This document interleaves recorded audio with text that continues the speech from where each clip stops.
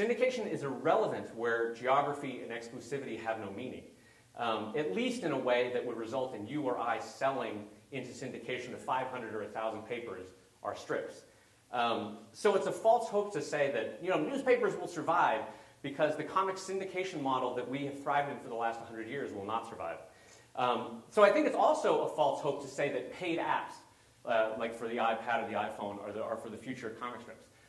Thankfully, and knock on wood, thank God, they're working pretty well so far for DC and Marvel and Image and Dark Horse, these individual $2.99, $3.99 packets on the iPad. But a comic strip, as you guys know well, is a very different thing. And it's sort of a catch-22 that all online subscription models suffer from. They're great at extracting payments from existing readers. But how do you attract new readers? How do you take a casual reader and turn them into a hardcore fan that will go to every one of your signings, buy every one of your books, that sort of thing? The answer is not in the Costco free sampler. You can't give someone 30 days of a comic strip and say, you love it? Great, you want to buy 7 books? All right, awesome. I mean, you guys know, as I do, that a comic strip is this slow building relationship that takes years, if not decades, to cultivate. And if you erect a paywall, whether it's online subscriptions or whether it's a paid app that you have to get through an iPad, it's a death knell to future readership. Because the cold, hard truth about comic strips and the concept of free that a lot of us don't want to face is that in the mind of the average consumer, and this is critical, a comic strip has always been free. Or at the very least, so close to free that statistically, it's just a matter of semantics. When someone buys a paper for 50 cents and feels the weight of that paper in their hands and flips through the pages and sees the columns, the articles, the strips, the features, the ads, even the coupons, the classifieds, they psychologically divvy up that 50 cents to all those different items in the paper. And so to the average consumer, the value of any individual strip is so close to zero that it might as well be free. So I will be the jerk to say it. Paywalls, subscriptions, and paid apps are not going to be the promised land that most of us are hoping for, and it's not going to be the promised land for comic strips. For the simple reason that readers for the last 100 years have not been primed to pay for a comic strip. They've been primed to pay for a newspaper, for a packaged good. But they have never been primed to pay for a comic strip, whether it be a micropayment or a macropayment. Books are a very different thing, by the way, but they've never been primed to pay for a comic strip. Comic strips and newspapers are about to part ways. As I said, these are very interesting times. And this rightfully brings a lot of fear into the cartooning community. In our lives, in my life, newspapers were the big leagues. That's where I wanted to be. If you wanted to be a cartoonist, you wanted to be in a newspaper. And so, of course, there's huge trepidation when that business model starts to dry up. And even I, as a web cartoonist, recognized that for the select few that were true geniuses and true talents, it was a gravy train like few other. I mean, I would trade my web cartooning career and my income for George McManus or Kniff or Kelly or Cap in a heartbeat. I mean, they were international stars and were treated accordingly.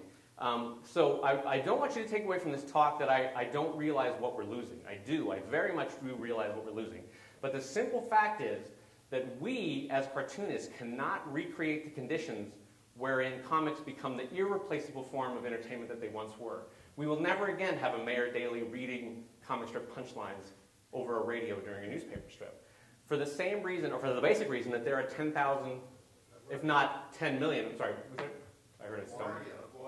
Oh, LaGuardia, sorry, LaGuardia. My apologies about that. That wasn't off the cuff, so I apologize. The simple fact is that they'll never have that moment again because as you and I walk out this door, heck, even in our pockets, there are 10,000 options for being entertained right now, if not 10 million options for being entertained. We've moved broadly as a culture from the idea of broadcasting to the idea of narrowcasting, and maybe even to the idea of microcasting. And if you look at maybe even the numbers for The Cosby Show versus Seinfeld Show versus Friends versus How I Met Your Mother, you can see even in TV it's a slow diminishment of the idea of broadcasting. So it's happening to music, it's happening to TV, it's happening to fiction, and it's happening to comics. But here is the good news. here's the moment, of optimism that we should sink our teeth into. While the medium of newspapers is dying, the art form of comics isn't dying with it. As I said before, comics have survived 4 or 5 pretty significant platform changes, pretty significant medium changes over the last 250 years in the English-speaking world. As I said, you can start with Hogarth, selling patron subscriptions. You can go to Gilray, selling prints on the streets of London, or in the galleries of London. Cartoons survived the death of English and American humor magazines. They survived the death of gag comics in most American magazines. And comics, broadly speaking, will survive the death of newspapers. So there's optimism there. I mean, it's an incredibly potent and powerful art form even today. And it will survive all sorts of platforms and delivery systems. So then the question becomes, well, how do webcomics work? How do you take this free offering and make a living from it?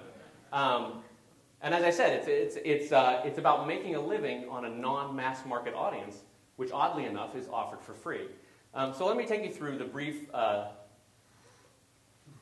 virtuous circle of how it works. And this will be a couple slides of talking through. So the strip, you start with a strip, and this is one of mine. You start with a strip, and you give it free to the public.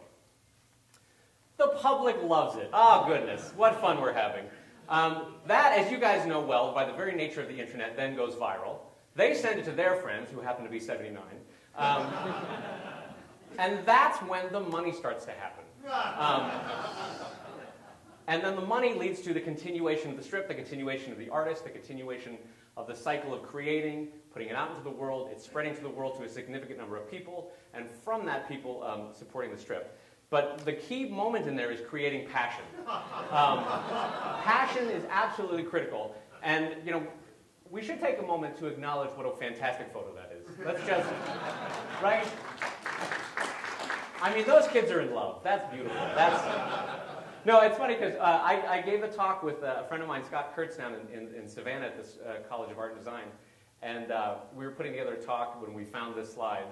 And he said, what's a good photo for creating passion? And I said, monkeys kissing. And honest to God, we typed it in, and thank you, Internet. That thing came right up. So how do you create passion as a cartoonist, and most specifically as a web cartoonist? I have 3 sort of hallmarks for it. The first is to be accessible, the second is to be entertaining, and the third is to be kind. Be accessible because it's a generation that asks for more of cartoonists than show me your art. They want to know the artist behind the artwork, which is foreign for some cartoonists. And I can understand why. We have all tended in our childhood to be someone on the introspective side, someone on the shy side, or else we would have dated instead of drawing cartoons. So it's harder to put ourselves out there as artists alongside or sometimes even ahead of our art. But so the first one, as I said, was to be accessible. The second one is to be entertaining. And this is sort of a page that we can take from stand-up comedians, which is that if you have bummer things happening in your life, if your cat just died, if you're having problems with a goiter, no one wants to hear that, but take a page from the stand-up comedian and make it entertaining, make it funny. People come to us as entertainers to forget about their mortgage problems, to forget about their job problems, to forget about their recent divorce. So, as I said, the way to create passion is to be entertaining in your own life.